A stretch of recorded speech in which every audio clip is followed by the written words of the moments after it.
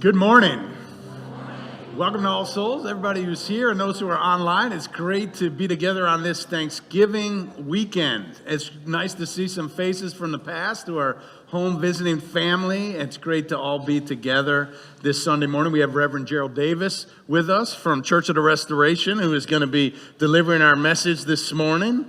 Also an affiliate minister with us. And we have Reverend Dr. Nicole Kirk, our new program minister, author, historian, seminary professor, and all of that. We're so glad to have her with us this morning.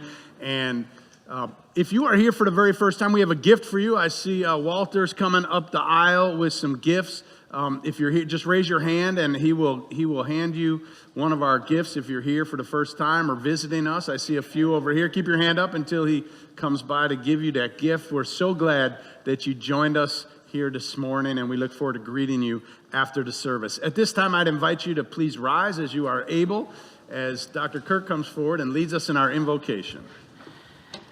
This indeed is a day that God has made. Let us rejoice and be glad in it, and let us count our many blessings. Let us be grateful for the capacity to see, hear, feel, and understand. Let us be grateful for the incredible gift of life. And let us be especially grateful for the ties of love which bind us together giving dignity, meaning, worth, and joy to all our days. Let us join in our covenant printed in our order of service. Love is the spirit of this church, and service is its law. This is our great covenant, to dwell together in peace, to seek the truth in love, and to help one another. Welcome to All Souls, where we love beyond belief.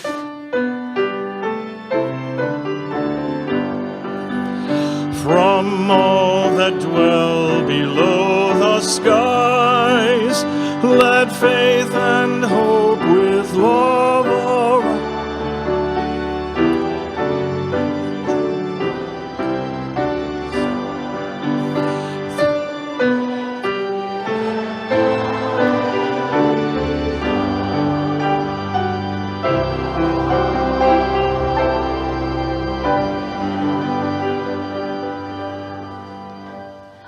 And as our chalice lighters come forward, please take a moment to greet your neighbor.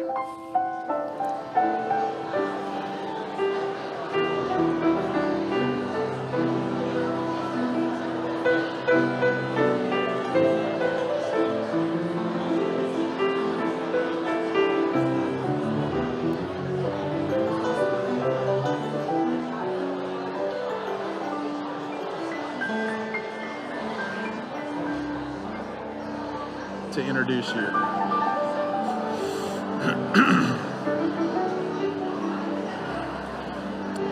All right. All right. Wonderful.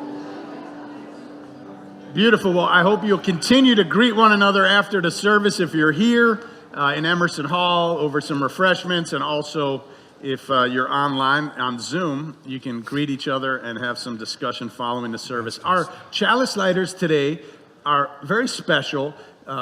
Today, you may know, is World AIDS Day.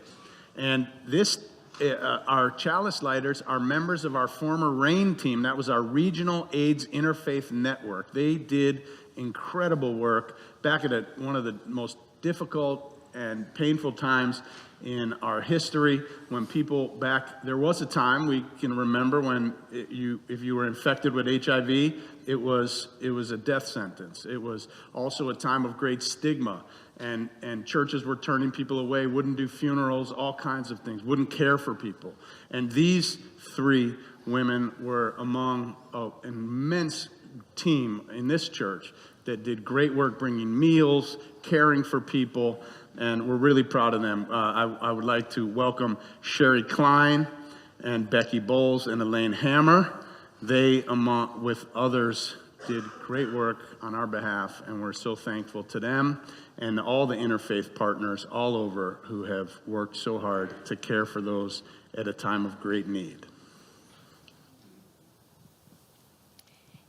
As we light this chalice, let its flame remind us of lives lost, of courage shown, and of hope still burning bright. May this light serve as a guide of peace, calling us to justice and compassion. For all who live with HIV, for all who fight against stigma, and for a world where healing and love triumph over fear and silence. In this season of peace, let us shine this light as a promise to walk together, to remember, and to never give up on the dream of a better tomorrow.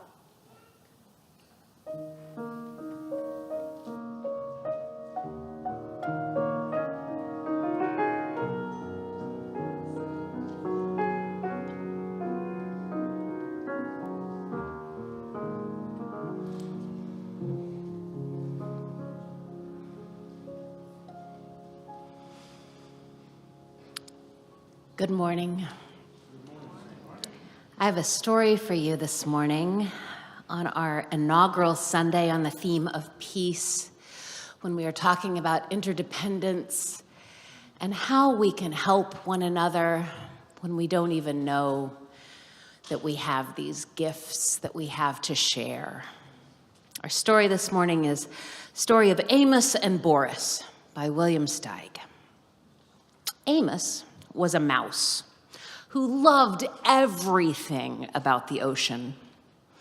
One night, laying on the deck of his boat on a phosphorescent sea, gazing at an immense starry sky, the tiny mouse, a little speck of a living thing, feeling thoroughly akin to it all and overwhelmed by the beauty and mystery of everything, rolled over and right off the deck of his boat into the sea. "Help!" he squeaked as he grabbed desperately for his boat, but it evaded his grasp and went bowling along under full sail, and he never saw it again. There he was, in the middle of the immense ocean, miles from the nearest shore, with no one in sight and not so much as a stick of driftwood to hold on to. Morning came, as it always does, and Amos was getting terribly tired. He was very small and very cold and very wet and a very worried mouse. And if things weren't bad enough, it began to rain. He began to wonder what it would feel like to drown.